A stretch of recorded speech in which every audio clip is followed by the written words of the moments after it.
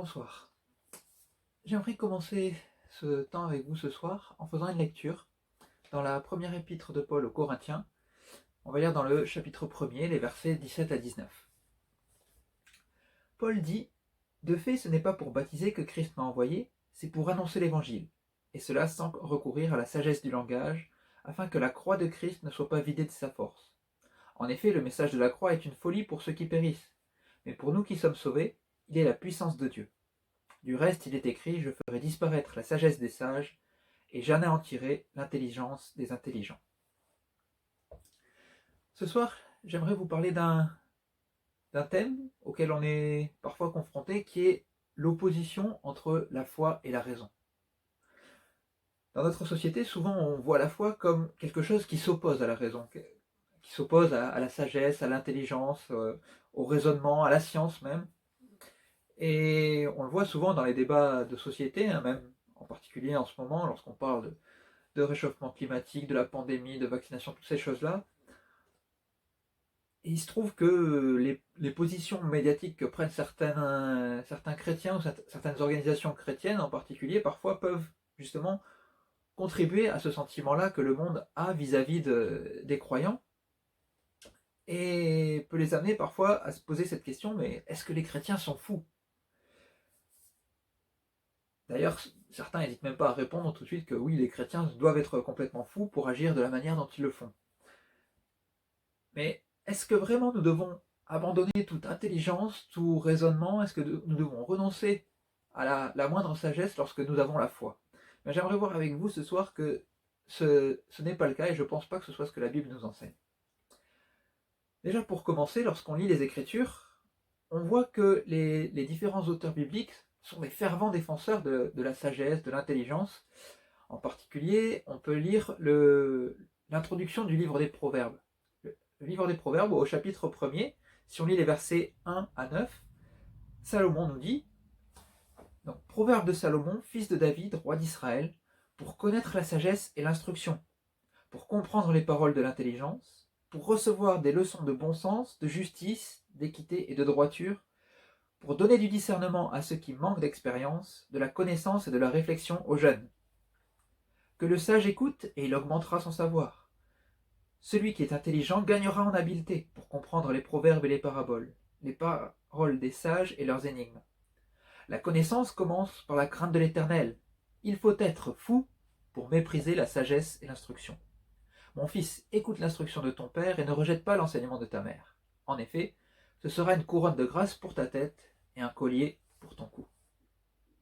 Là, on est au début d'un livre qui a été écrit par Salomon, qui était réputé lui-même pour sa sagesse, qu'il avait reçu de Dieu en plus.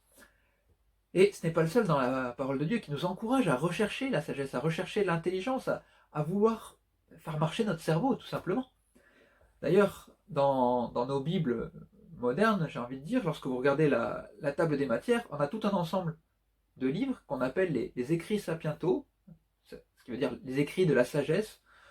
Autrement dit, un certain nombre de livres, là, comme les Proverbes, entre autres, mais aussi on a l'Ecclésiaste, on en a d'autres dedans, qui tournent autour de ce thème, justement, de nous enseigner la sagesse, de nous enseigner à réfléchir et à nous poser de bonnes questions.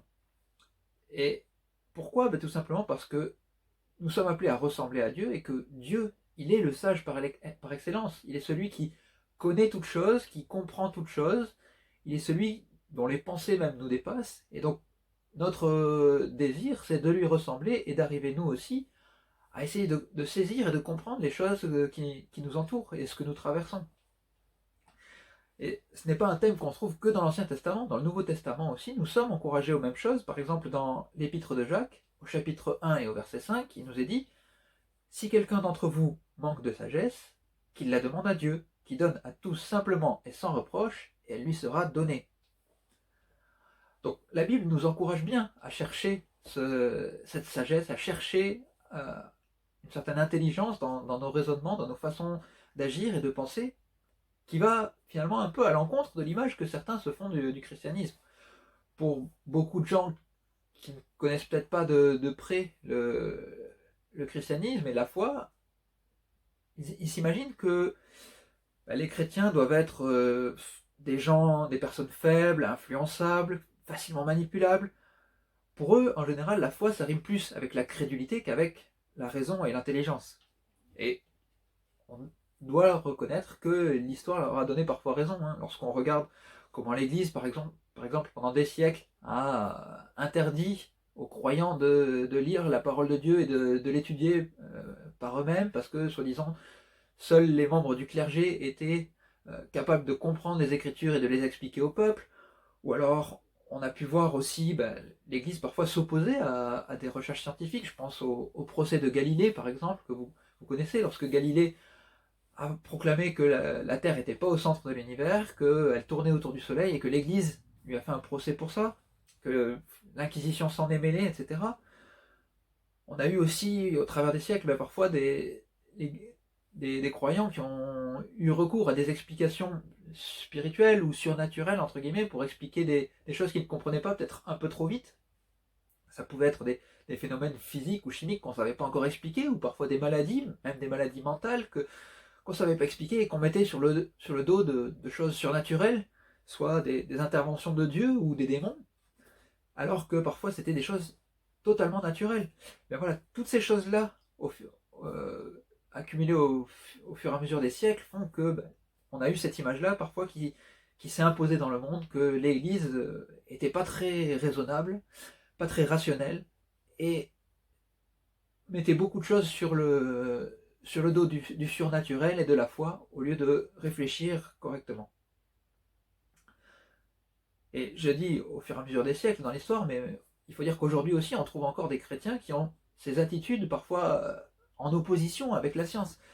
Par exemple, j'ai cité certains débats de société comme le réchauffement climatique, où un grand nombre de scientifiques insistent sur le fait que les températures ont augmenté à cause de l'activité humaine, et que on trouve des chrétiens par exemple qui vont venir dire que nier ce réchauffement et dire que Dieu a créé la planète qui s'en occupe, donc on n'a pas besoin de s'en préoccuper nous-mêmes, peu importe ce que disent les scientifiques. Ou alors d'autres chrétiens qui vont refuser par exemple certains progrès de la médecine et refuser certains traitements ou médicaments. Voilà. En ce moment, c'est le thème du moment, refuser des vaccins par exemple, sous prétexte que parce que j'ai la foi, Dieu va s'occuper de moi, j'ai pas besoin de prendre des médicaments à côté. Opposer la foi à la science par exemple, c'est complètement anti-biblique, puisqu'on l'a vu, Dieu nous encourage justement à rechercher cette sagesse, et la science en fait partie. Dans le livre de la théologie systématique de Wayne Grudem, un pasteur américain, il résume le problème comme ça. Il dit « Nous devrions avoir recours sans hésiter à la médecine et exprimer à Dieu notre reconnaissance, car la terre et ses richesses appartiennent à l'Éternel. » C'est le psaume 24, verset 1. En fait, quand un médicament est disponible et que nous refusons de l'utiliser, et quand cela nous met nous-mêmes en danger, ou met les autres en danger, c'est un peu comme si nous cherchions à forcer la main au Seigneur notre Dieu. Fait allusion à Luc chapitre 4, verset 12 par exemple. C'est comme quand Satan a incité Jésus à se jeter du haut du temple au lieu d'emprunter l'escalier. S'il est possible d'utiliser un moyen ordinaire pour descendre du temple, c'est-à-dire l'escalier, c'est forcer la main à Dieu que de sauter et de lui demander d'accomplir un miracle à ce moment précis. De la même manière, c'est forcer la main de Dieu que de refuser d'avoir recours à un médicament efficace et d'insister pour que Dieu accomplisse un miracle de guérison plutôt qu'une guérison au moyen de ce médicament. Donc, refuser les progrès de la médecine, finalement, c'est oublier d'une part que l'intelligence des médecins et des scientifiques, elle leur vient de Dieu, c'est Dieu qui accorde ça. Dans le livre de Job, on les voit poser la question, qui a mis la sagesse au fond du cœur ou a donné l'intelligence à l'esprit? C'est une question purement rhétorique, on sait très bien que la réponse à ça, c'est l'Éternel. Et pareil, dans Proverbes au chapitre 2 et au verset 6, Salomon nous dit « En effet, c'est l'Éternel qui donne la sagesse, c'est de sa bouche que sortent la connaissance et l'intelligence. » Donc, l'intelligence qui a permis aux scientifiques de mettre en place toutes sortes de médicaments, elle leur vient de Dieu. Et de la même manière aussi, toutes les substances qu'utilisent les médecins sont des substances qui ont été trouvées à la base dans la nature et que Dieu a placées là pour qu'elles puissent nous être utiles. Ça me fait penser à cette histoire qu'on raconte en rigolant parfois d'un pasteur qui s'est trouvé tombé dans une rivière. Et puis là, il y a des passants qui passent à côté et qui commencent à l'appeler, à essayer de vouloir l'aider, qui lui jettent une bouée. Et le pasteur de répondre « Non, non, c'est pas la peine, Dieu me sauvera. » un peu plus tard, c'est carrément les pompiers qui passent là avec un bateau à côté et qui disent Monsieur, montez, montez dans le bateau, on va vous aider à sortir. Et de nouveau, le pasteur de refuser Non, non, Dieu s'occupera de moi, Dieu me sauvera, c'est bon. Un peu plus tard, c'est carrément un hélicoptère qui passe avec les plongeurs, ils lancent la corde, l'échelle, ils sont prêts à aller le sortir de l'eau et le pasteur encore de refuser Non, Dieu me sauvera, Dieu s'occupera de moi. Et vous vous doutez de ce qui se passe derrière.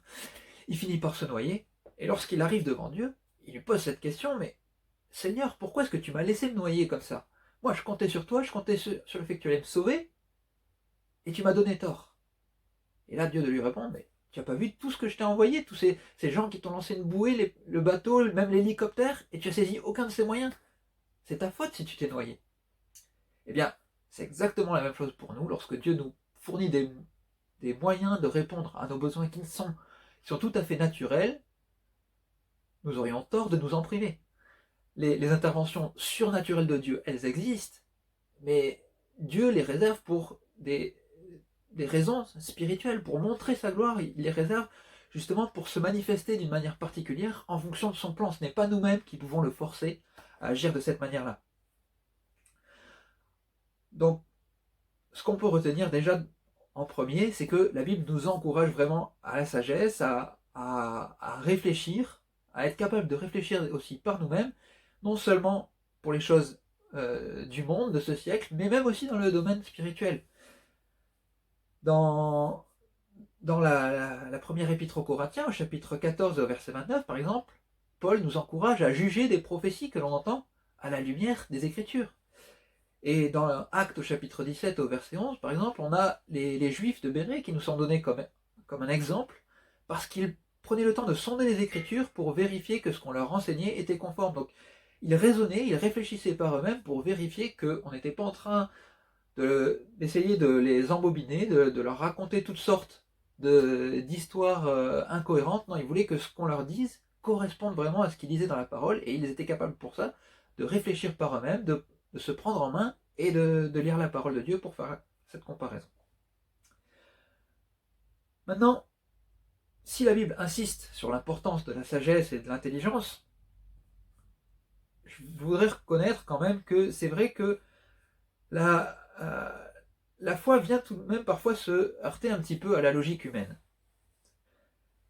Parce que si l'existence de Dieu et des choses spirituelles pouvait se démontrer avec simplement des raisonnements logiques, eh bien, on pourrait très bien utiliser ça pour l'évangélisation. Et on sait très bien que ça ne marche pas. C'est pas comme ça que les choses se passent. On ne peut pas démontrer l'existence de Dieu. C'est vrai que pourtant, beaucoup aimeraient pouvoir s'appuyer là-dessus. Et vous vous rappelez de cet exemple de Thomas, un des disciples, qui, lorsqu'il a appris que Jésus était ressuscité, s'était montré aux autres disciples, un jour où il n'était pas là, lui, il a remis en cause leur témoignage, sous prétexte que lui-même avait besoin de voir pour croire. C'est dans Jean au chapitre 20 et au verset 25 qu'il nous est dit « Les autres disciples lui dirent donc, nous avons vu le Seigneur. Mais il leur dit, si je ne vois pas dans ses mains la marque des clous, et si je ne mets pas mon doigt, et si je ne mets pas ma main dans son côté, je ne croirai pas. » Et bien, la réponse que Jésus lui fera quelques jours plus tard, lorsqu'il se manifestera de nouveau, et que Thomas cette fois-ci sera présent, elle souligne que beaucoup d'entre nous n'auront pas la même chance que Thomas.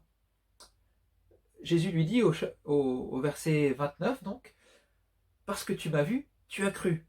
Heureux ceux qui n'ont pas vu et qui ont cru. » Parce que Thomas a eu cette chance de pouvoir quelques jours plus tard voir de ses yeux que le Christ était ressuscité, mais pour tous les croyants des siècles qui ont suivi, nous avons eu besoin de faire preuve de foi. Et ce que souligne ici Jésus, c'est que la foi finalement ne vient pas s'opposer au raisonnement ou à la logique, mais elle vient plutôt s'opposer à la vue, à ce que nos yeux peuvent constater. Paul le dit d'ailleurs dans la deuxième épître aux Corinthiens, au chapitre 5 au verset 7, « Car nous marchons par la foi et non par la vue. » Il oppose donc la foi et la vue plutôt que la foi et l'intelligence. Même là, parler d'opposition entre les deux, c'est même un petit peu une erreur dans le sens où les deux ne sont pas forcément contraires. Mais c'est plutôt que la foi vient en aide à notre vue. Parce que la foi, c'est accepter de faire confiance à Dieu et à sa parole. Et c'est accepter de croire certaines choses qui ne peuvent pas être démontrées, comme j'ai dit, l'existence de Dieu. On sera bien incapable de démontrer ça. Et donc la foi, c'est accepter ces choses-là, non pas parce que c'est une solution de facilité, parce que je ne sais pas expliquer ça, donc tout de suite je vais sortir une explication du chapeau, c'est Dieu, c'est les démons, c'est quelque chose de surnaturel. Non, c'est simplement parce que je sais que certaines choses ne peuvent pas se démontrer, et que la parole de Dieu me dit, dans ces cas-là, de m'en remettre à Dieu. La foi, finalement, c'est accepter que ces choses-là ne peuvent pas être démontrées. C'est ce que nous dit Hébreu au chapitre 11 et au verset 1, lorsque l'auteur nous dit « La foi, c'est la ferme assurance des choses qu'on espère, la démonstration de celles qu'on ne voit pas. » La foi, elle ne nous pousse pas à accepter, à refuser les faits, pour défendre à la place des théories un peu fumeuses, là, un peu comme font les complotistes, les conspirationnistes, comme on dit en ce moment. Non, elle nous encourage plutôt à accepter qu'il y a des choses, en plus de ce que nous voyons, que nous ne pouvons pas cerner ou contrôler, et que Dieu seul est au-dessus de ces choses-là.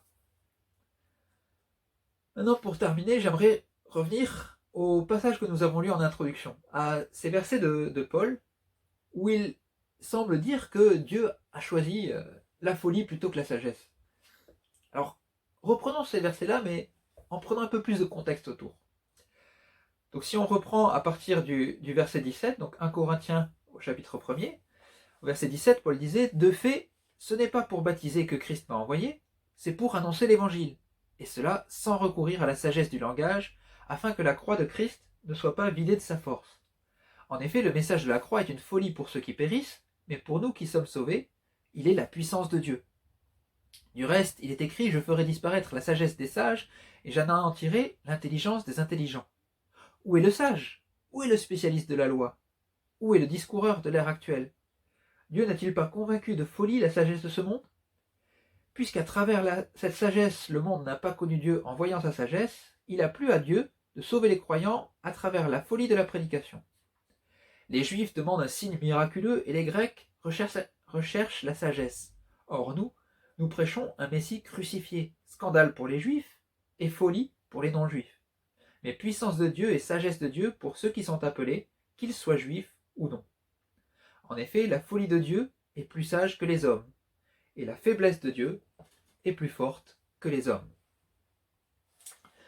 Lorsqu'on lit un peu plus que les quelques versets que j'avais lus en introduction, on voit bien que Paul n'est pas en train de nous dire que nous devons ignorer toute forme de sagesse et d'intelligence pour venir à la croix. Ce qu'il souligne surtout, c'est que le plan que Dieu avait mis en place, le plan que Dieu avait prévu de toute éternité, eh bien c'est pas du tout celui que nous-mêmes, en tant qu'hommes, en tant qu'humains, aurions imaginé. Un tel plan pour sauver l'humanité, c'est quelque chose qui ressemble effectivement à de la folie pour tous les hommes. Il cite l'exemple des Juifs ou des Grecs, parce que pour les Juifs, l'idée du Messie était ancrée dans leur culture, mais pour eux, le Messie devait être glorieux, ça devait être un Messie politique qui allait renverser l'envahisseur romain, qui allait libérer le pays d'Israël, et c'est pas du tout ce qui s'est passé. Au contraire, ils se sont retrouvés avec un homme humble, qui vient en tant que serviteur, et qui meurt même sur le bois de la croix, quelque chose de choquant pour un juif. C'était vraiment un homme qui est maudit pour mourir de cette manière-là. Pour les Grecs, eux étaient plutôt habitués au discours éloquent de sagesse, à des philosophes grecs, et voir ce Messie qui se met à la portée de tous, là, qui vient pas avec des grands discours de sagesse compliqués à comprendre, etc., c'était pas non plus logique pour eux. Et c'est en cela que Dieu nous dit que l'évangile est une folie pour les hommes. Le message du salut, il est une folie parce qu'il nous oblige déjà aussi à commencer par accepter notre propre culpabilité et notre besoin de rachat, de rédemption personnelle. Si on veut faire des disciples, si on veut gagner l'adhésion des foules, on ne va pas leur dire qu'ils sont coupables. On ne va pas leur apporter un message qui les accuse. On va essayer plutôt de les brosser dans le sens du poil, comme on dit familièrement. On va essayer de trouver des paroles qui font plaisir à entendre. Et là, c'est pas du tout ce que Dieu a choisi au travers de l'évangile, c'est plutôt l'inverse. Il met l'accent sur notre culpabilité et sur le fait qu'il a fallu que Christ meure pour que nous puissions être délivrés. Et ça, effectivement, c'est quelque chose qui n'est pas intuitif pour nous. Finalement, si l'évangile est une folie, ce n'est pas parce que il n'est pas logique dans ses enchaînements, dans ses raisonnements. Si on lit depuis le début de la Bible jusqu'à la fin de la Bible, on voit bien que ça suit une certaine logique de la part de Dieu. Au contraire, tout le plan de Dieu est bien articulé depuis le début jusqu'à la fin. C'est parfaitement logique, mais c'est une logique qui repose sur des valeurs qui sont différentes de celles du monde. Et c'est ça qui nous bouscule, qui nous bouleverse. Et c'est en ça aussi que l'assistance du Saint-Esprit est indispensable pour arriver à comprendre le plan de Dieu et son message.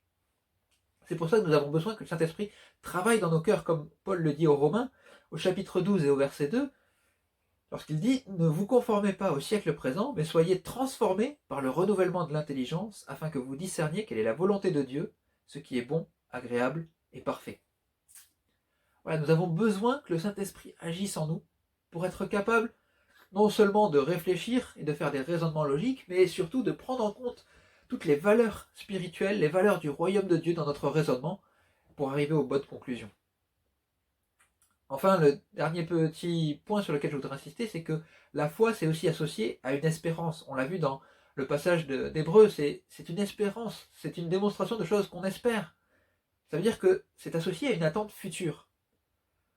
Or, nul n'est capable de réellement prédire le futur. Donc, ce qui distingue le croyant du païen, ben c'est les suppositions que nous allons faire par rapport à notre avenir. Lorsque nous nous projetons dans l'avenir, eh bien, cette foi, elle nous pousse à attendre certaines choses qui ne correspondent pas vraiment aux attentes du monde. Un calcul vraiment cartésien, rationnel, parfois, ça va nous pousser à éviter certains chemins pour en prendre un autre qui nous semble statistiquement plus meilleur, on va dire. Alors qu'avec la foi, parfois, on va choisir de prendre certains risques, en sachant qu'il y a des risques, mais en sachant aussi qu'on va faire confiance à Dieu pour ça, parce que Dieu nous donne cette foi. C'est pas simplement parce que nous-mêmes nous avons décidé que ça valait le coup, mais c'est parce que Dieu place en nous cette foi et cette conviction. Parfois, lorsqu'on voit des gens se lancer dans certains projets, dans certains plans, on se dit mais ils sont complètement fous d'agir comme ça, parce que même si ce qu'ils ont anticipé se produit, on se dit mais ils ont eu de la chance, c'est pas possible, les probabilités étaient contre eux, normalement ça aurait du mal tourner, c'est vraiment un coup de peau, entre guillemets, que les choses se soient passées comme il espérait. Eh bien, nous, lorsqu'on se projette dans l'avenir, on fait confiance à Dieu qui, lui, connaît l'avenir à l'avance. Et donc, ce n'est pas faire confiance à la chance ou au hasard que de faire certains de ces choix-là. C'est parce que simplement, puisque Dieu connaît toutes choses, il sait à l'avance quel est le bon chemin. Et parfois, il nous fait passer par des chemins qui nous sembleraient un petit peu illogiques, parce qu'on préférait prendre un chemin qui serait plus basé sur la sécurité. Si on prend l'exemple par exemple de Joseph, qui aurait dit que pour arriver à la position d'autorité qu'il a atteinte, et dont il avait rêvé étant adolescent, que le meilleur chemin c'était de commencer par être vendu comme esclave, que d'être mis en prison à tort pour atteindre cette position-là? Non, humainement on aurait dit, si tu veux arriver à être à la tête de l'Égypte ou à la tête du monde d'alors, il faut gravir les échelons un à un, petit à petit, essayer de viser toujours plus haut, et c'est comme ça que tu arriveras en haut. Mais c'était pas du tout le plan de Dieu. Le plan de Dieu, en général, commence souvent par être abaissé avant d'être élevé. Et là aussi, c'est quelque chose qui semble contre-intuitif et qui peut nous faire croire parfois que ça va à l'encontre de nos raisonnements. Et bien tout simplement parce que c'est le plan que Dieu a. Il ne s'appuie pas sur ce qui est le plus facile pour nous, mais il repose sur ce qui lui apportera le plus de gloire. Et souvent, c'est le fait de renverser les plans des hommes qui fait ressortir la gloire de Dieu. Voilà, c'était les quelques pensées que je voulais partager avec vous sur ce débat qu'on a parfois entre la foi et la raison. Et je veux donc insister sur ce point avec lequel j'ai commencé, que la Bible ne nous interdit pas de réfléchir, loin de là. La Bible nous encourage à faire preuve d'intelligence, de logique dans nos raisonnements, dans nos façons d'être. Elle nous y encourage largement dans toute la Bible, dans l'Ancien comme dans le Nouveau Testament. Mais ce qui va nous différencier des autres, c'est surtout les valeurs que nous prenons en compte et les choses que nous acceptons par la foi qui viendront en plus se joindre à notre raisonnement. Pascal disait « le cœur a ses raisons que la raison ne connaît pas », pour dire que lorsqu'une personne est amoureuse en général, on a l'impression qu'elle ne sait plus réfléchir, qu'elle a perdu sa raison d'une certaine manière. Mais je pense que dans ce que dit Pascal, c'est pas qu'une question que simplement les hormones nous font réfléchir différemment, mais c'est aussi le fait qu'à partir du moment où on aime quelque chose, on a des priorités qui sont différentes. Et bien dans le domaine de la foi, c'est un peu pareil, parce que la foi, c'est le fait aussi d'aimer Dieu et de s'attacher à lui. Et lorsqu'on aime Dieu, et qu'on met Dieu à la première place, eh bien on va avoir des priorités qui seront différentes de celles du monde, et qui donneront l'impression au monde que parfois nos raisonnements ne tiennent pas la route. Eh bien, dans ces cas-là, moi je peux vous garantir que c'est quand même des raisonnements qui sont logiques, à partir du moment où nous prenons en compte tous les éléments qui nous ont permis d'arriver à ces conclusions-là. Alors ne négligeons pas l'intelligence et la sagesse que Dieu nous a données, mais cherchons plutôt au contraire à bien nous en servir. En réalité, ce qui compte le plus aux yeux de Dieu, c'est pas notre QI, c'est pas notre niveau d'intelligence, mais c'est plutôt ce sur quoi nous allons nous appuyer pour l'utiliser cette intelligence. Que Dieu vous bénisse et à notre prochaine rencontre.